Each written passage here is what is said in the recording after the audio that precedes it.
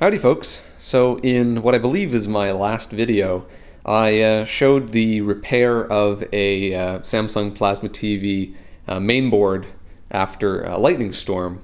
And that video ended kind of abruptly because I basically just gave the boards back to the owner. The owner reassembled the TV and they called me and said that everything looked like it was working, and that was the last I heard of it until a few days ago.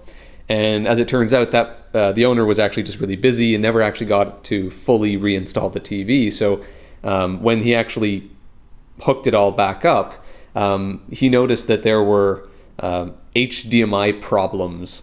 And so I have the TV, now the complete TV with me, and I want to take a look and see what's going on. So obviously there is something else wrong in addition to that regulator that failed. So this TV, just now that I have it, I can give you the model number. This is a Samsung Plasma TV, model number PN51F5300AF. This TV was made in, I said 2013, yeah, there we go, December 2013. So not a bad TV. And of course we do want to try and save it if possible. So this is of course where the main board is. Power supply is up here. I've got it plugged in now, and so this of course we could all see on the board from before. It's got composite video, component video. It has a tuner in it, digital audio, and then it's got two HDMIs and just a power supply basically. And then there's that joystick thing that I was talking about in the other video.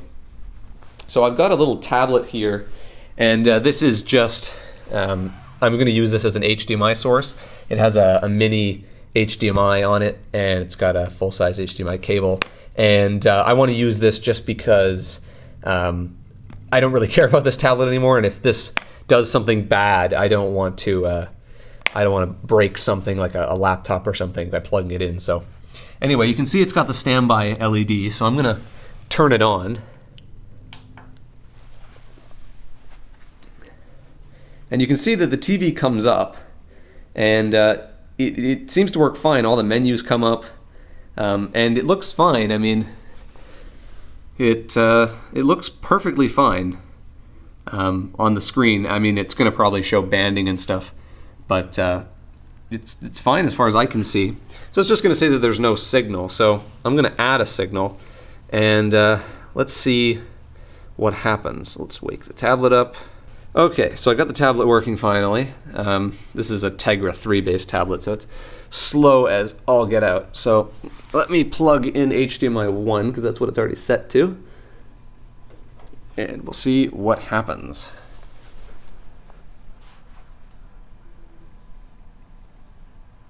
Oh yeah. Oh yeah. That is not good. Oh yeah. I would say that is that's fucked.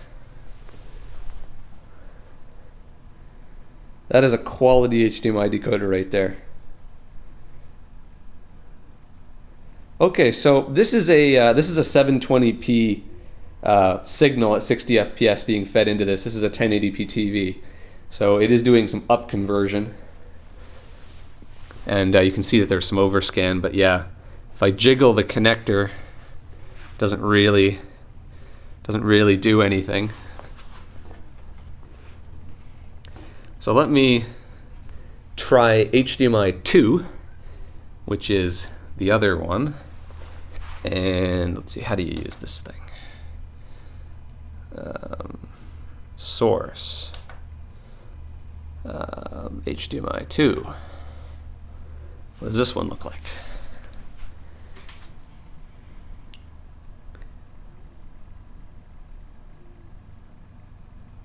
Okay, this one doesn't even appear to work at all. Yeah, I can continually reseat this connector, and it's just not doing anything at all. The tablet isn't even showing. There's no indicator that HDMI is even connected, so it's totally dead on HDMI 2. But HDMI 1 is pretty fucked.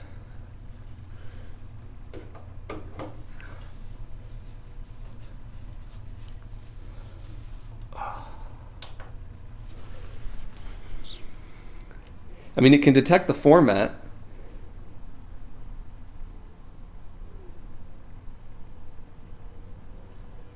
But it is having some serious problems here. So I'm going to get the back off.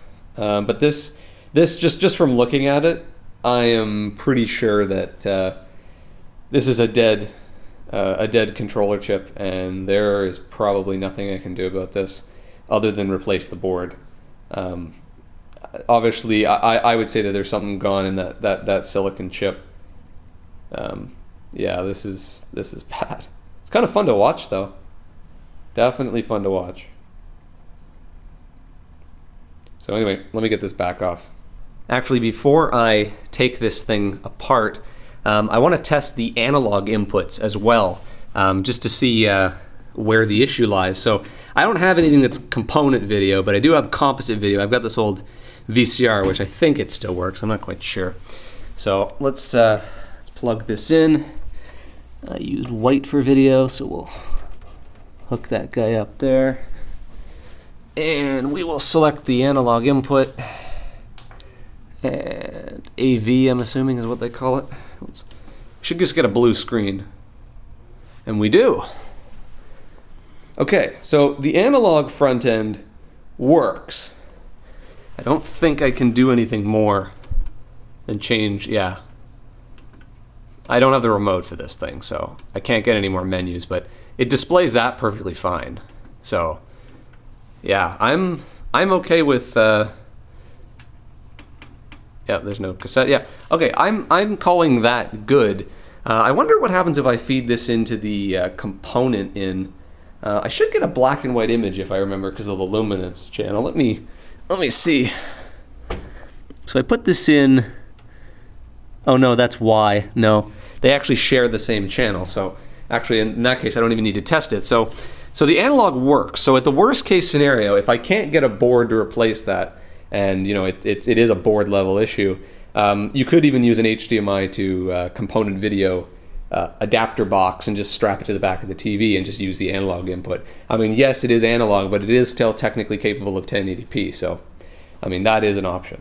So, anyway, now let's get the back off. So here's the back off the TV. So, might as well give an overview of what we got in here. So, of course, we've got the board that I worked on prior. This is how it looks installed in the actual TV itself. And the little regulator I replaced was, I believe, this guy right here. And so basically the layout of this is we've got the power supply here, which I'm not going to touch because it was just plugged in, although I know this thing discharges pretty fast. We've got the main power supply. This outputs 15 volts and 5 volts DC, roughly. And we've got a driver board on this side, and we have another driver board on this side. And then, of course, we've got the high voltage power supply for the plasma panel. And, of course, there is another horizontal driver board or vertical driver board on the bottom, and this is one long PCB or two PCBs. They may be a split right here because of course it's not cost effective to make boards that long. You need special machines to be able to pick and place on boards that long, so it's probably two separate ones. This of course is all one board. Interesting to note that all of these driver chips are actually made by Panasonic, which is interesting. Panasonic, I think, was one of the last companies to actually manufacture plasma TVs, so it's very possible that Samsung was sourcing their parts because they were the last company to make them, because these are most certainly custom designed ASICs for doing plasma TV driving, so that wouldn't surprise me. As for the quality of this stuff, all the caps are questionable brands. As the main power supply, it's no different. At least they've sort of stuck with looks like one or two companies. These are Sanwa. Yeah, they're all Sanwa, so not great caps. Interesting that they've got black anodized heat sinks on the high voltage supply, but they've just got regular aluminum ones on the main supply. Actually, no, they've got one regular one over here, but It's not a bad power supply. I mean, of course, it's only single-sided. You want to make it as cheap as possible, so that's why they've got all these jumper links everywhere, because there's only tracks on one side of the board. It's the dirt cheapest way you can make a power supply. And I mean, when you have enough space like this, it's totally okay. I mean, this isn't incredibly thin. You can see those heat sinks have some height to them. It wasn't. It's not a like super incredibly thin TV. Plasma TVs were never super thin, but we've got our ribbons that go over to the actual panel itself, and the panel has its own identifying marking here. So for anyone who cares, we've got our little itty bitty speakers here, kind of cute in their little boxes. They probably sound like crap, but I mean they're bigger than some, so I guess they got that going for them. The power button thing right here, which is what I had before. And then we've got another driver board over here. So obviously the way that they're doing this to save cost, they've got this one big ribbon which runs over to the high voltage power supply. So obviously they're taking the low voltage, running it onto this board, running it over to this power supply, and then probably running it back. Either running it back or this is the ground reference. I don't know exactly how plasma TVs work anymore. I stopped caring about them long ago. So I'm not your expert on plasma TVs. I'm just going with general electronics knowledge to go about fixing this. So anyway, we've already seen these boards, but obviously if you take a look, these are the this is the stupid USB cable, and these are our HDMI connectors, HDMI 1 and HDMI 2. So HDMI 2 is totally dead. HDMI 1 works kind of. Okay, let's say it doesn't work. It gives us all the funky colors. Now the interesting thing is, I don't know if you noticed this in the menus, but it actually was able to detect that I had plugged something in here, even though the device I plugged in wasn't able to detect that the TV was here, and because it allowed me to switch to the input, but then it gave me the message that there was nothing on the input. So something is really wrong with this one, and this one is at least getting some data through.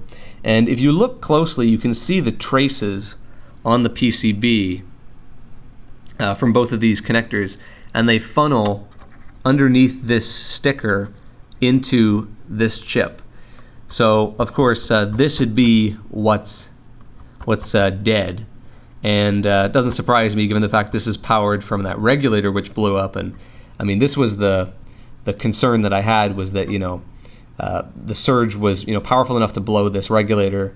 How much of it got to this chip? And I guess the answer is enough to damage the HDMI decoding circuitry.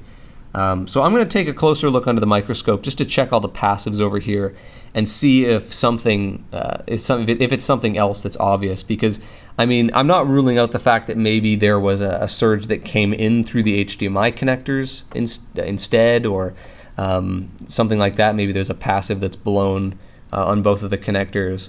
I mean, I really have no idea. Because the rest of the video processing works fine. You can even actually go into the self-test, which just displays, like pictures that are saved on the flash memory here for diagnostic purposes, and they come out fine. So it can give out a video signal to the actual two boards themselves, and that's all working fine. But it's the HDMI end that's not working. So I have to look into this a little bit further. So now that I've got the back off, I've got it plugged in again on the stand. I'm going to use some freeze spray, and I just want to cool down that chip. I really don't have that much of this. So I'm just going to cool down the chip quickly and see if that makes a difference. I really got to be careful because there's lots of dangerous stuff exposed right now. So let's let it come up. We'll switch the input.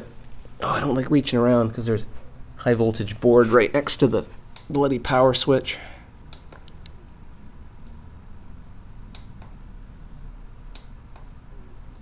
Interesting why it doesn't allow you to select HDMI 1, but it does allow you to select HDMI 2, even though there's nothing plugged into either one. Definitely very odd. But that's probably by design. I don't think that's a fault. So plug that in.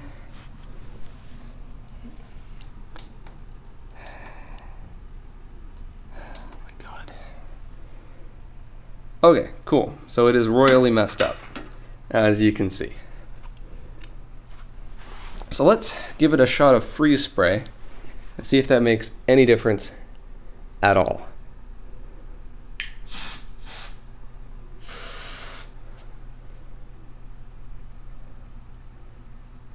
I would say no. Cooling that chip down does not do a damn thing. Just cool that whole area of the board. No. Cooling that area of the board does not appear to do anything.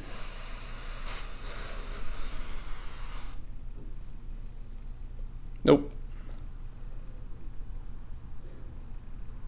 Cooling does not have any effect. As I sort of would expect. I mean, thermal would not really affect it if the silicon was damaged inside, which is what I believe happened. Well, since it's pretty much dead, I might as well try heating it and see if we get any reaction. Of course, heating it isn't actually going to fix anything, of course, because, well, I mean, it's not a solder ball. It's almost never a solder ball. And heating it isn't going to do anything permanent, but might as well do it just for the hell of it. Might be fun.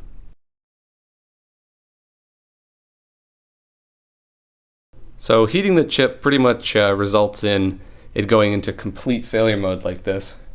And I wonder now if I hit it with the freeze spray, if it comes back.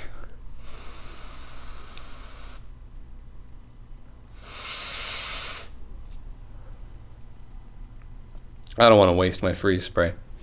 But yeah, it seems that the longer it's on, the worse it gets. And by obviously that's obviously must be thermal. So if I heat it, of course I'm just accelerating that. So yeah, I'm not gonna spend any more time on this. That chip is dead, and by extension that board is pretty much gone. So I'm going to see what the prices of these boards are, and if they're within reason, I'll just buy a new board or buy a board pulled out of something else. And if it's too expensive, I might try and source an HDMI to component video adapter instead. But anyway, it looks like it actually went into shutdown, interestingly enough.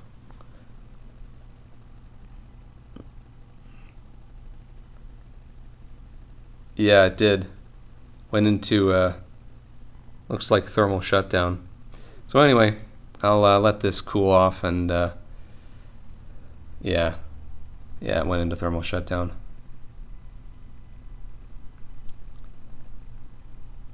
Okay, so yeah, too bad.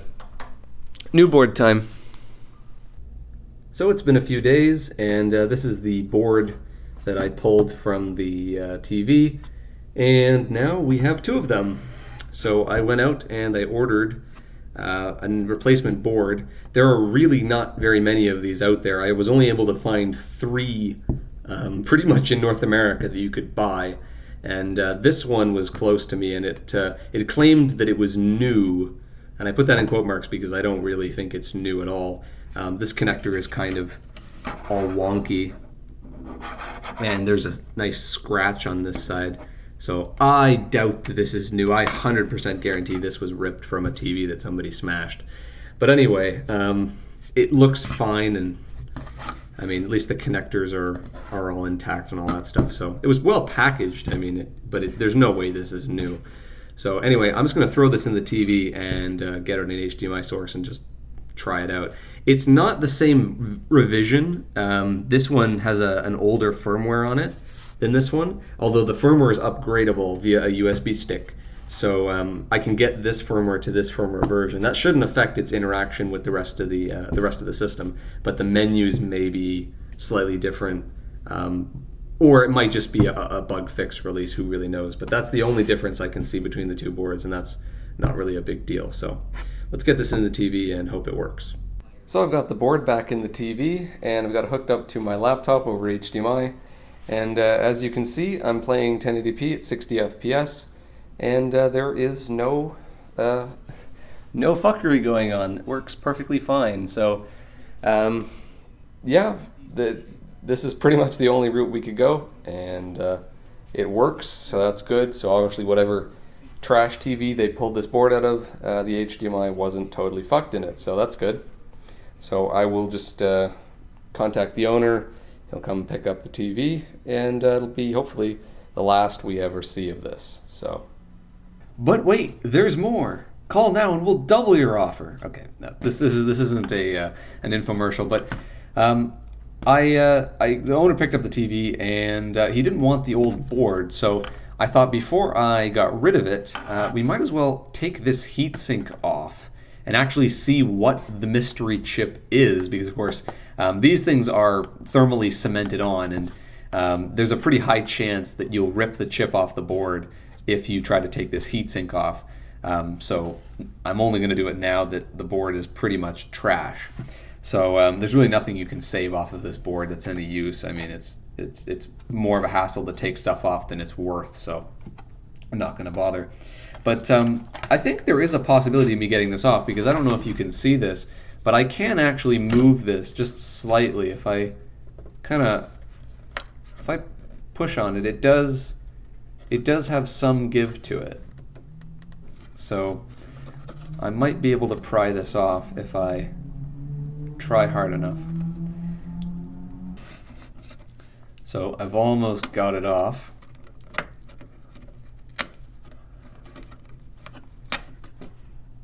So you can see we've got some white thermal. It's not actually thermal cement, and that's obviously why I was able to get it off. It is just a very, very sticky sill pad.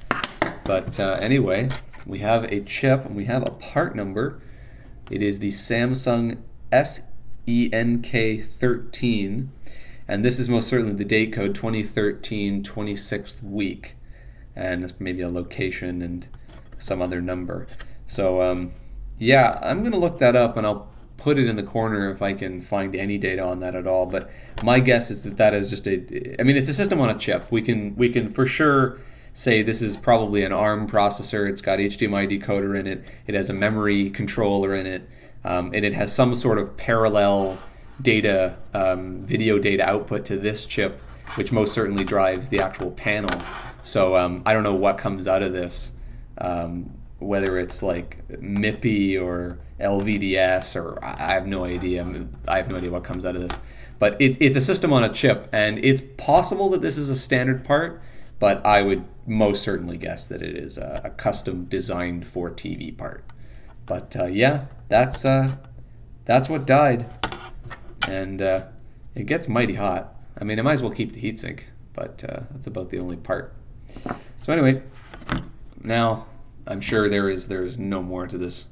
So as always, thanks for watching.